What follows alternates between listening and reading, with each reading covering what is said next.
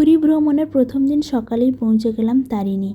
ওখানে পার্কিংয়ের কাছেই আমাদের রান্নাবান্নার ব্যবস্থা হয়েছিল। চা বিস্কুট খেয়ে চান করে বেরিয়ে পড়লাম মন্দিরে পুজো দিতে। তার আগেই নিয়ে নিলাম একটা পুজোর ডালা। আর মা তারিণীর মন্দির মানে তো নারকেল থাকবেই। সব দোকানগুলো অনেক অনেক নারকেল দিয়ে সাজানো। মন্দিরে ফোনের অ্যালাউ ছিল না, বুবু ফোন নিয়ে দাঁড়িয়েছিল বাইরে, আর আমরা গেছিলাম পুজো দিতে। বাইরে থেকে যতটা ছোট মনে হয়, ভিতরে গেলে কিন্তু অনেক বড় মন্দির। পাশেই হয়েছিল একটা দুর্গাপুজোর প্যান্ডেল, সম্ভবত খুবই ভালো।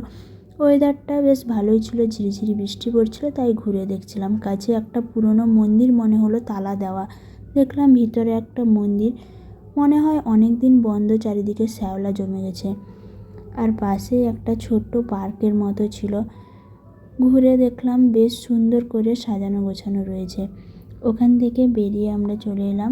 আমাদের এখানে মুড়ি খাওয়ার ব্যবস্থা ছিল, তাই তেলে ভাজা দিয়ে মুড়ি খেয়ে গেলাম। জঙ্গলে ঘেরা একটা ছোট্ট পাহাড় পাশেই রয়েছে, ওখানে দুপুরে রান্না হতে হতে আমরা একটু মা তারিণীর দর্শন করলাম। এখানেও তারিণী মায়ের বিগ্রহ রয়েছে। তারপর নন্দনকাননের উদ্দেশ্যে বেরিয়ে পড়লাম খাওয়ার পর।